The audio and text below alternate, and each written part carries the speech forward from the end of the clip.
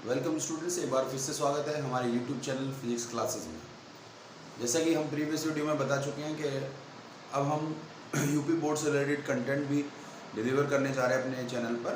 तो उस सीरीज़ में हमारा जो लेक्चर है वो लेक्चर सेकंड है। इससे पहले हम स्थिर विद्युतिकी का लेक्चर फर्स्ट डिस्कस कर चुके हैं, जिसमें हम आवेश के कुछ महत्वपूर्ण गुणों के बारे में डिस्कस कर चुके हैं और कूलॉम के नियम को डिस्कस कर चुके हैं। अब हम फर्दर उसी सीरीज़ को कंटिन्यू करते हुए, कंटेंट को आगे डिलीवर करते हुए अब नेक्स्ट लेक्चर में चल रहे हैं, लेक्चर नंबर 2, जिसमें हम पढ़ेंगे कूलॉम के नियम का सदिश रूप। देखिए, क्योंकि फोर्स एक वेक्टर क्वांटिटी है, एक सदिश राशि है, तो सदिश राशि वे राशियाँ होती है जिनमें दिशा व परिमाण दोनों की आवश्यकता होती है। अगर हम किसी भी वेक्टर को कुछ लिखना चाहते हैं, जैसे फोर्स है, इसको हम इसके वेक्टर के रूप में लिखना चाहते हैं, तो हम इसके साथ इसका मैग्नीट्यूड और इसकी दिशा जो कुछ भी हो सकती है वो प्रदर्शित करेंगे। तो यहाँ पर जो F है वो इसका परिमाण है और जो N है वो दिशा को प्रदर्शित कर रहा है। इसका मतलब मैग्नीट्यूड और ये मतलब डायरेक्शन, यानी कि किसी भी वेक्टर को प्रदर्शित करने के लिए उसके परिमाण और दिशा दोनों की आवश्यकता है। तो क्योंकि हमारा कूलॉम का नियम दो आवेशों के बीच लगने वाले विद्युत बल को प्रदर्शित करता है, विद्युत बल के परिमाण के बारे में बताता है, तो क्योंकि बल एक वेक्टर क्वांटिटी है या सदिश राशि है, तो जब हम परिमाण बता चुके हैं उसका, तो उसकी दिशा की आवश्यकता है। तो उसी पर हम आगे बात करेंगे। तो हमने माना जो दो आवेश हैं, एक Q1 है, एक Q2 है, और वो एक दूसरी पर रखे, एक दूसरे से r दूरी पर रखे हैं, तो उनके बीच में या तो आकर्षण बल होगा या प्रतिकर्षण बल होगा। हम दोनों को धनावेशित मान लेते हैं कि दोनों पर धनावेश है, तो इनके बीच में प्रतिकर्षण कार्य करेगा, प्रतिकर्षण बल कार्य करेगा। तो किस तरीके से कार्य करेगा? देखिए कि ये वाली आवेश जो है, इस आवेश पर जो बल लगाएगा उसकी प्रतिकर्षण की दिशा ये होगी, तो इसको हम कहेंगे F12, यानी कि Q2 आवेश द्वारा Q1 पे लगने वाला बल। उसी तरीके से Q1 Q2 पर लगाएगा तो वो कहेंगे हम F21। अब क्योंकि परिमाण तो हम जानते हैं, परिमाण क्या है? दो आवेशों के बीच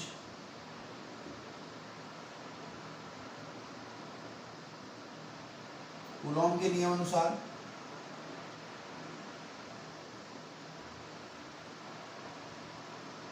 कूलॉम के नियम अनुसार दो आवेशों के बीच लगने वाला बल F = 1/4πε0 Q1 Q2/r²। ये केवल इसका परिमाण है, ठीक है। हमें इसकी दिशा पर वर्क करना है, तो अगर हम इसकी वेक्टर क्वांटिटी लिखे, सदिश का रूप लिखे इसका, तो हम ये कहेंगे कि वेक्टर लगाते ही परिमाण तो हमारे पास है, हमें दिशा भी चाहिए। तो दिशा की अगर हम बात करें तो दिशा देखिए, या तो ये बल इधर लगेगा या ये बल उधर लगेगा। तो एक किसी दिशा में कार्य कर रहा है बल, तो हम मान लेते हैं कि वो दिशा r है, r कैप है। ये r कैप क्या है? अगर आपने सदिश पढ़े हैं तो सदिश में जो r कैप है ये यूनिट वेक्टर कहलाता है, इसको हम एकांक सदिश कहते हैं, एकांक सदिश, ठीक है। इसको रिप्रेजेंट करने का तरीका, इसको प्रदर्शित करने का तरीका, अगर कोई वेक्टर r है और उसमें उसका मैग्नीट्यूड और डायरेक्शन दोनों है, परिमाण में दिशा दोनों है, तो उस परिमाण में दिशा के स्वरूप को हम इस तरीके से कुछ ऐसे लिखेंगे। अगर हमें उसकी दिशा निकालनी हो तो वेक्टर को उसके परिमाण से भाग दे देते हैं, तो वह दिशा आ जाती है। तो यहाँ पर अब ये हमारा इसकी वेक्टर फॉर्म लिखी हुई है।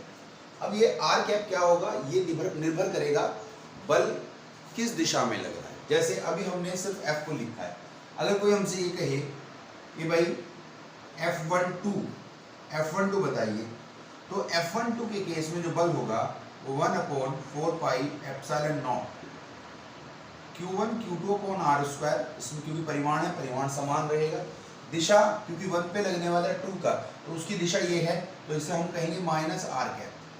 क्योंकि एक दिशा अगर हमने आर कैप इधर मानी है, इसकी ये वाली दिशा माइनस आर कैप होगी। वो जानते ही हम वेक्टर को अगर दिशा बदल दें, विपरीत दिशा में कर दें, तो वो माइनस चिन्ह वहां पर उस बात को प्रदर्शित करता है। तो ये एक इक्वेशन आपकी है। दूसरा आपसे कहा जाए कि भाई F21 में 1/4 pi epsilon not Q1 Q2 upon R square, और क्योंकि 2 पर लगने वाली 1 की जो फोर्स है, एक दूसरे पे जो फोर्स लगा रहा है उस दिशा में लगा रहा है, तो यहाँ पर हम इसको कहेंगे आर कैप। ये समीकरण 2 हो गई। क्योंकि पूरा का पूरा निकाय विराम अवस्था में है, क्योंकि हम स्थिर विद्युतिकी में क्या पढ़ते हैं, हम आवेशों को स्थिर अवस्था में या विराम अवस्था में जो उनके गुण धर्म हैं, जो भी उनकी प्रॉपर्टीज़ हैं, जो उनका बिहेवियर है, वो स्टडी करते हैं। तो इसीलिए ये पूरा निकाय एक विराम अवस्था में है, तो उसको हम शो भी करेंगे ये विराम अवस्था में, कि हम समीकरण 1 और समीकरण 2 को अगर जोड़ दें, समीकरण 1 व 2 को जोड़ने पर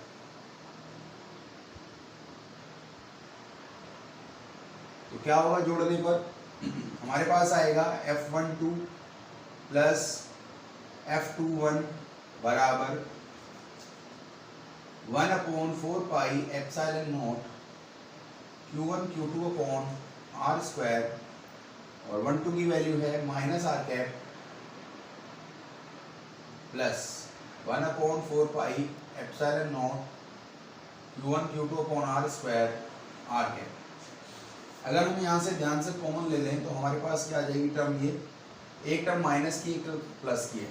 तो आप देखें ध्यान से, ये वाली टर्म से इस टर्म को कैंसिल आउट करेंगे, तो यहाँ पर हमारे पास F12 प्लस F21 बराबर 0, F12 बराबर माइनस F21।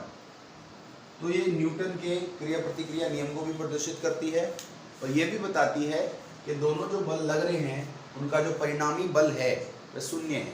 तो परिणामी बल किसी निकाय पर अगर शून्य होता है तो उस निकाय में कोई भी परिवर्तन नहीं होता, या वह विराम अवस्था में होता है। क्लियर? तो ये इसकी वेक्टर फॉर्म है। अब इसकी क्या वेक्टर फॉर्म को और किसी तरीके से भी लिखा जा सकता है, तो देखिए एक फॉर्मूला और बनेगा। ये सिंपल किसी एक सदिश के रूप में लिखा गया है, जो कॉमन सदिश है, ऐसे नहीं कोई स्पेसिफिक है, एक जनरल है, एक साधारण वेक्टर के फॉर्म में लिखा गया है। अब कुछ हमसे कहे अगर कोई कि भाई और भी कोई वेक्टर फॉर्म है, तो दूसरे तरीके से भी वेक्टर फॉर्म को लिखा जा सकता है। जैसे F = 1/4 pi epsilon not Q1 Q2 upon R square. यहाँ पर हमने क्योंकि आर कैप लिखा है, हम आर कैप को क्या लिख सकते हैं, आर कैप को लिख सकते हैं वेक्टर आर अपॉन मैग्नीट्यूड, परिमाण। F बराबर 1/4 pi epsilon not Q1 Q2 upon R square. यहाँ पर आर कैप को हमने लिख दिया आर वेक्टर अपॉन आर। तो फॉर्मूला हमारा बना F = 1/4 pi epsilon not Q1 Q2 upon R cube R vector. तो ये किसी साधारण वेक्टर के फॉर्म में फॉर्मूला है, तो ये भी एक वेक्टर फॉर्म है। तो इस तरीके से एक वेक्टर फॉर्म हो गई। कुछ ओरिजिन बिंदु होते हैं, ठीक है, जिसके सापेक्ष अगर आप वेक्टर को जैसे कहते हैं हम ओरिएंटेशन पॉइंट कहीं है, जैसे फॉर एग्जांपल वेक्टर को कैसे प्रदर्शित करते हैं, एक जनरल वेक्टर होता है, एक जो आपके किसी रेफरेंस पॉइंट के रेस्पेक्टिवली, जैसे रेफरेंस मतलब किसी अदर बिंदु के सापेक्ष अगर आप किसी वेक्टर को, किसी सदिश राशि को लोकेट करना चाहते हैं, उसको प्रदर्शित करना चाहते हैं, तो उसका तरीका क्या है। जैसे हमने मान लिया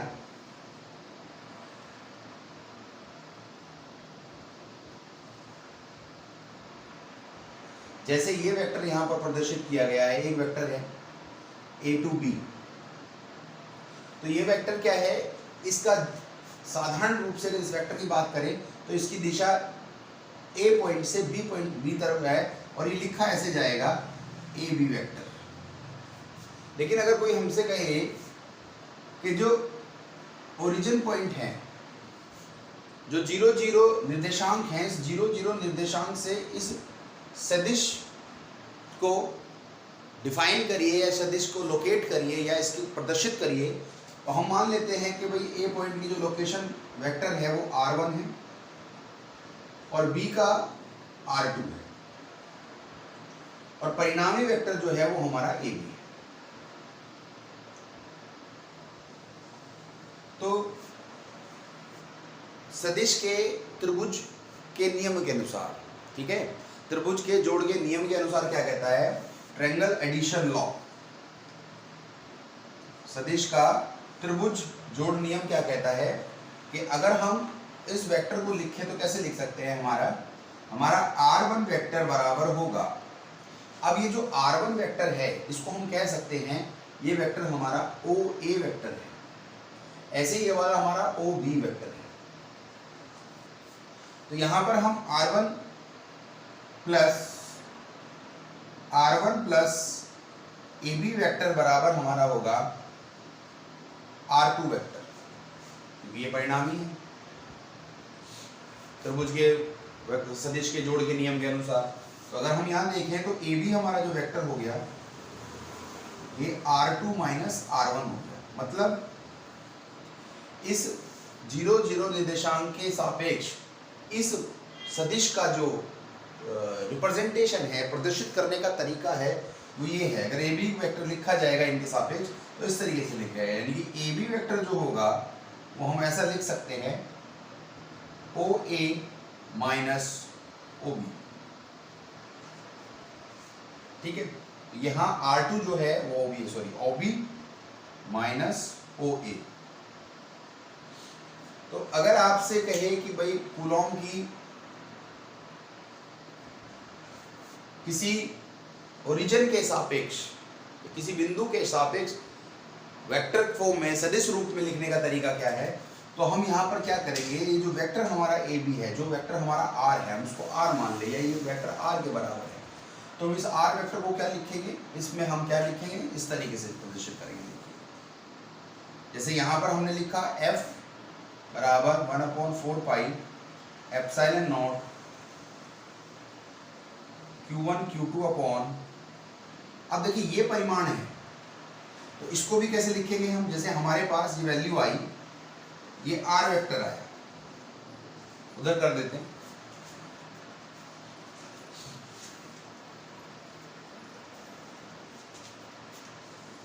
जैसे हमारे पास ये R वेक्टर आया तो हमारे पास R वेक्टर आ गया, R इक्वल टू आ गया R2 माइनस R1। अब इसका परिमाण चाहिए, इस वेक्टर का परिमाण चाहिए तो इसका मॉडुलस लेंगे, तो R2 माइनस R1 का मॉडुलस, तो ये बराबर R होगा, ठीक है।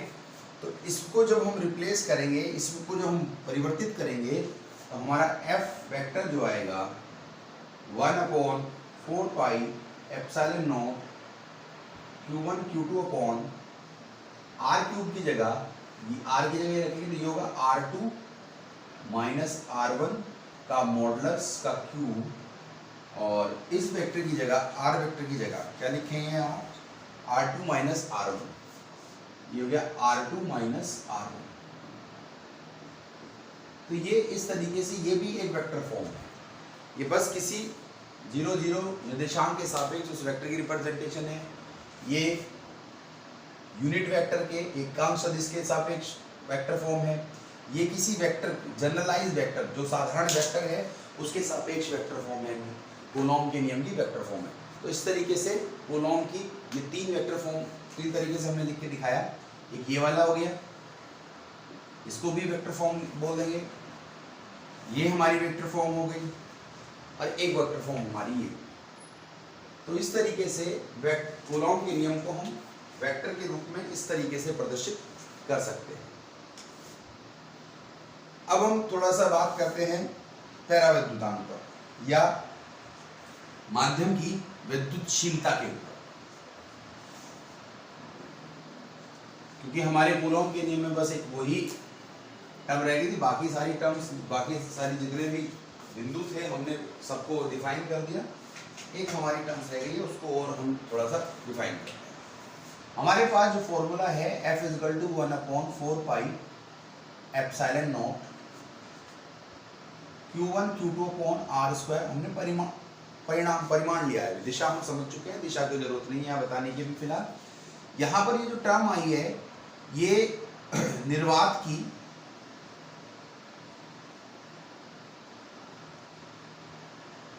वैद्युतशीलता है, निर्वात की वैद्युतशीलता।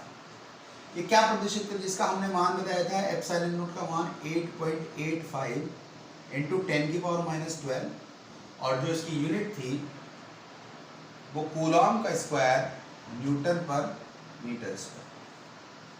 ठीक है, ये पूरा जो कांस्टेंट था ये K था, ठीक है। इसकी value 1/4 pi epsilon not equal to 9 into 10⁻9, और इसका रिवर्स है, अगर आप देखें तो इसका रिवर्स है, इन्वर्सली है तो इसकी यूनिट होगी न्यूटन मीटर स्क्वायर पर कूलॉम का स्क्वायर। अब हम बात करते हैं इस विद्युतशीलता। देखिए ये माध्यम का वह गुण है, क्या है निर्वात की विद्युतशीलता,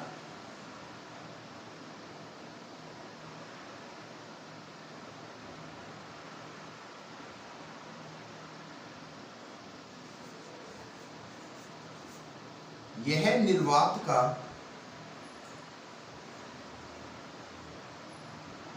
वह गुण है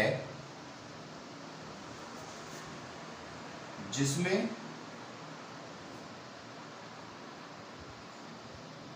दो या दो से अधिक आवेश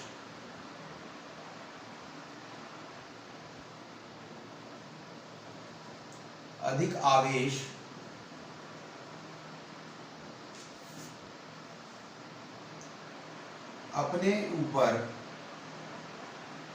एक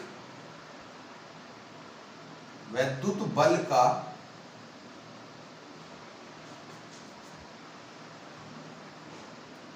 अनुभव करते हैं।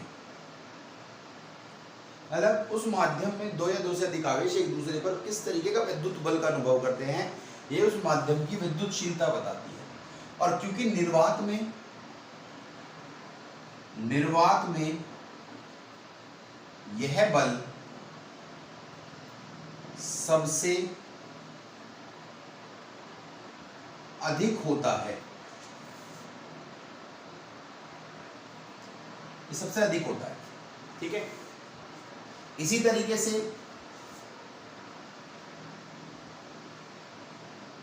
किसी माध्यम की वैद्युतशीलता, इसको अगर हम परिभाषित करेंगे तो केवल क्या अंतर आएगा, यह निर्वात की यह उस माध्यम का वह गुण है जिसमें दो या दो से अधिक आवेश एक दूसरे अपने ऊपर एक विद्युत बल का अनुभव करते हैं, उस माध्यम की विद्युतशीलता कहलाती है। अगर ये निर्वात के लिए है और हमें कोई माध्यम, किसी माध्यम को में परिवर्तन कर दिया, निर्वात से कोई माध्यम बना दिया, तो उसमें जो F का मान होगा उस माध्यम में, माध्यम में 1/4 पाई एप्सिलॉन, इसको हम एप्सिलॉन से प्रदर्शित करते हैं अगर कोई माध्यम है, इसको हम एप्सिलॉन नॉट से प्रदर्शित करते हैं निर्वात अगर है। तो यहाँ पर 1/4 pi epsilon not Q1 Q2 upon R square, ठीक है। तो ये उस माध्यम में आवेशों के बीच लगने वाला बल है, और यहाँ पर जो परिवर्तन आया है सिर्फ माध्यम की जो विद्युतशीलता वो बदल गई है, पहले निर्वात की थी अब किसी माध्यम की होगी, ठीक। अब एक आता है कि भाई पैरावैद्युता या सापेक्ष विद्युतशीलता। सापेक्ष विद्युतशीलता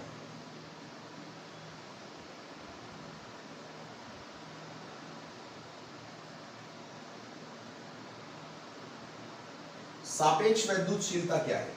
देखिए सापेक्ष वैद्युतशीलता की अगर हम बात करेंगे तो ये किसी माध्यम, ये निर्वात के सापेक्ष किसी अन्य माध्यम की जो वैद्युतशीलता है उसका अनुपात को हम उस एक तरीके से सापेक्ष वैद्युतशीलता कहते हैं, या जैसे दूसरा भी कहते हैं जिसको हम एक तरीके से डाइलेक्ट्रिक कांस्टेंट बोलते हैं, वो पैरावैद्युतांक है। पैरावैद्युतांक या सापेक्ष वैद्युतशीलता एक ही बात को प्रदर्शित करती है। तो सापेक्ष पैरावैद्युतांक क्या है? पैरावैद्युतांक की सापेक्ष वैद्युतशीलता ही है, या पैरावैद्युतांक ये K से प्रदर्शित होता है। क्या कहता है पैरावैद्युतांक? देखिए किसी भी माध्यम के अंदर किसी भी माध्यम की जो वैद्युतशीलता है निर्वात के सापेक्ष कितनी है, या उसका अनुपात क्या है, अनुपात जो भी है वो क्या कहलाएगा? पैरावैद्युतांक कहलाएगा या सापेक्ष वैद्युतशीलता कहलाएगा। इसको एप्सिलॉन r से प्रदर्शित करते हैं, और एप्सिलॉन अपॉन एप्सिलॉन नॉट, यानी कि ये माध्यम की वैद्युतशीलता है, ठीक, ये निर्वात है, क्लियर, और ये सापेक्ष वैद्युतशीलता है।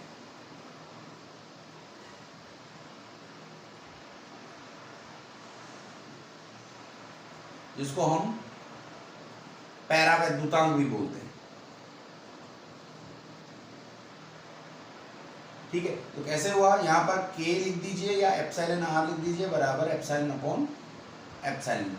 ये एक तरीके से तुलना है कि निर्वात के सापेक्ष किसी अन्य माध्यम में दो आवेशों के बीच लगने वाला जो विद्युत बल है वो कितना प्रबल है या कितना कमजोर है, उसकी जो गणना है या उसकी जो कैलकुलेशन है वो इसके सापेक्ष की जाती है। जैसे अगर हम फॉर्मूले में ही इसी बात को फॉर्मूले में प्रदर्शित करें तो क्या करेंगे? क्योंकि देखिए रेशो है तो ये यूनिटलेस क्वांटिटी है, इसका कोई इकाई नहीं होती, इसकी कोई यूनिट नहीं होती है, ठीक है, या कोई मात्रक नहीं होता है। मात्रक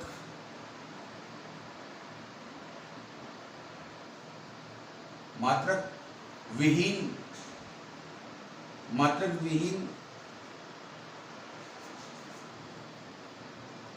राशि, ठीक है, क्योंकि दो समान राशियों का अनुपात है। अब हम अगर फॉर्मूले में बात करते हैं कि क्या चेंजेस आएगा और बल पे क्या असर पड़ेगा, तो उसको अभी हम देखते हैं। कि जैसे आपके पास निर्वात का जो फॉर्मूला है वो है 1/4 pi epsilon not Q1 Q2 upon r square. ये निर्वात के लिए है। अगर किसी माध्यम की बात आ जाए तो ये निर्वात के लिए हो जाए, वैक्यूम को बोल देते हैं वैक्यूम, ठीक है। अगर किसी माध्यम की बात आ जाए या इसको F0 बोल देंगे तो भी निर्वात। तो FM मीडियम माध्यम आ गया तो इसको मैं 1/4 पाई एप्सिलॉन नॉट की जगह एप्सिलॉन आएगा Q1 Q2 upon r square, ठीक, ये आ गया माध्यम। अगर हम तुलना करें तो समीकरण 1 को समीकरण 2 से भाग दे देते हैं, तो F0 अपॉन FM बराबर बाकी सारी टर्म्स का कैंसिल आउट हो जाएंगी। तो अगर आप ध्यान से देखें तो ऊपर एप्सिलॉन बचेगा, नीचे एप्सिलॉन नॉट बचेगा।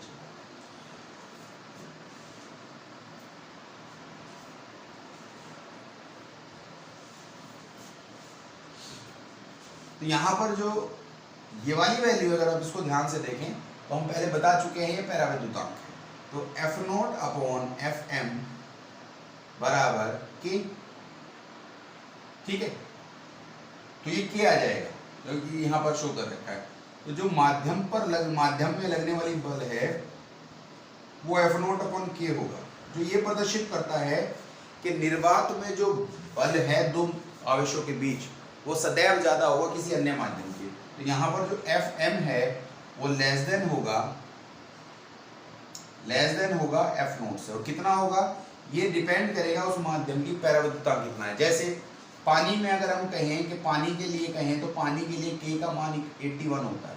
तो आपसे कहें कि निर्वात में दो आवेशों के बीच लगने वाले बल और पानी में रखे उन्हीं दो आवेशों के बीच लगने वाले विद्युत बल में की तुलना करिए, तो आप कहेंगे उस माध्यम में पानी में जो बल लगेगा उन आवेशों के बीच वो होगा F0 अपॉन 81, मतलब 1/81 टाइम्स हो जाएगा, 1/81 गुणा हो जाएगा किसके, उसके निर्वात में। इसका मतलब क्या हो जाएगा, बल कम हो जाएगा, घटता है, यानी कि निर्वात के सापेक्ष किसी माध्यम में जो अगर किसी भी माध्यम में जो बल है दो आवेशों के बीच, वो क्या करता है, घटता है।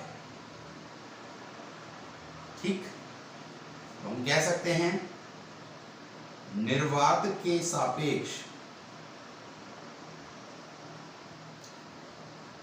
अन्य माध्यम में वैद्युत बल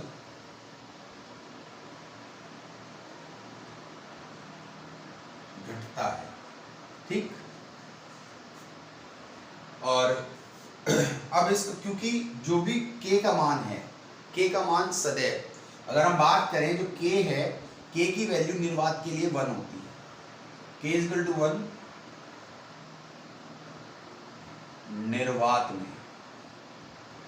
निर्वात में k का मान 1 होता है। ठीक है, इसी तरीके से अगर आपके पास यहाँ पर पता कैसे चलता है, देखिए एप्सिलॉन आर की जो वैल्यू आपके पास है एप्सिलॉन अपॉन एप्सिलॉन नॉट है, तो ये वाला माध्यम अगर निर्वात हो जाएगा तो क्योंकि निर्वात के सापेक्ष वो माध्यम भी निर्वात हो जाएगा, तो एप्सिलॉन आर कितना होगा, epsilon R epsilon not upon epsilon not हो जाएगा, तो वैल्यू समान हो जाएगी। तो यानी कि k की वैल्यू 1 होगी। और इसके अलावा अन्य किसी माध्यम की बात करेंगे तो k सदैव, k हमेशा 1 से छोटा होगा किसी अन्य माध्यम के लिए। अन्य माध्यम में कोई भी माध्यम होगा तो उसमें k की वैल्यू सदैव 1 से कम आएगी। तो उसका मतलब क्या है, बल अगर आप देखें इसमें, अगर ये 1 से कम आएगी वैल्यू तो ये हमेशा कम होगा। ठीक है, तो इसीलिए निर्वात के सापेक्ष किसी भी माध्यम में अगर आप बल, वैद्युत बल की बात करेंगे तो वह सदैव कम मिलेगा। ठीक है, तो ये हमारा पैरावैद्युतांक पर हमने बात करी थी कि माध्यम को अगर माध्यम बदल दें तो किस तरीके से वैद्युत बल पर असर पड़ता है। दूसरी चीज, अगर हम इसका विमीय सूत्र निकालें, किसका विमीय सूत्र, एप्सिलॉन नॉट का या पैरावैद्युतांक का। तो देखिए पैरावैद्युतांक का तो अभी बताया हमने, क्योंकि ये क्या है, एक राशि का ही, एक समान राशि का ही अनुपात है, तो अनुपात का कोई यूनिट नहीं होती है। लेकिन एप्सिलॉन नॉट की अगर आप निकालेंगे तो क्या निकलेगी, देखिए यहाँ से निकाल लेते हैं। अभी आपने लिखा जो विमा है उसकी कितनी क्या है विमा, जो या उसका जो मात्रक है क्या है, कूलाम का स्क्वायर न्यूटन मीटर स्क्वायर। तो यहाँ पे कूलाम का Q by T, Q equal to I T, यानी कि A T का स्क्वायर और ml T माइनस 2। ठीक है, ये हो गया L2। इसको सिंप्लीफाई करेंगे A2 T2, नीचे ml3 T माइनस 2। जब इसको आप सिंप्लीफाई करेंगे तो ये वाली टर्म्स m माइनस 1 होगी, L माइनस 3 होगा, T4 होगा, A2 होगा। तो ये पैरावैद्युतांक, सॉरी, ये जो है विद्युत निर्वात की विद्युतशीलता या किसी माध्यम की विद्युतशीलता का विमीय सूत्र है। आई होप, उम्मीद करते हैं कि सभी को लेक्चर पसंद आया होगा और समझ भी आया होगा। अब इसके बाद जो इस कूलॉम के नियम की हम बात करेंगे, कूलॉम के नियम पे हम कूलॉम के नियम के ग्राफ किस तरीके से प्रदर्शित करेंगे, बल कैसे घटेगा बढ़ेगा, या किस तरीके से ग्राफिकली रिप्रेजेंटेशन होगी उसकी, ग्राफ में हम उसको कैसे प्रदर्शित करेंगे, और कूलॉम के नियम पे किस तरीके से क्वेश्चंस किए जाएंगे, रीजनिंग क्वेश्चन या ग्राफिकल रिप्रेजेंटेशन के क्वेश्चन जो ग्राफ में प्रदर्शित करके कैसे क्वेश्चन करेंगे, और आंकिक प्रश्न कैसे करेंगे। तो अगली वीडियो में हम कूलॉम के नियम पर ही बात करेंगे। अभी हमारा टॉपिक और थोड़ा सा डिस्कशन करेंगे कि किस तरीके से इस पर क्वेश्चन हम अटैम्प्ट करेंगे। तो आई होप सबको पसंद आया हो लेक्चर, तो प्लीज़ हमारे चैनल को लाइक करिए, सब्सक्राइब करिए और शेयर करना ना भूलिए। Thank you students.